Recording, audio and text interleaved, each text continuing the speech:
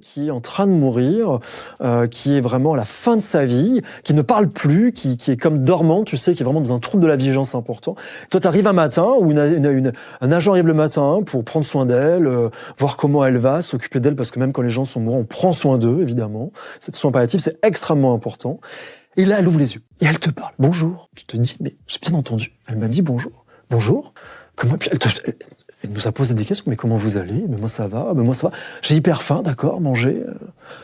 Et pendant quelques heures, elle te parle, elle discute, et elle se redresse dans son lit alors qu'elle était alitée, incapable de bouger, somnolente, comateuse si tu veux.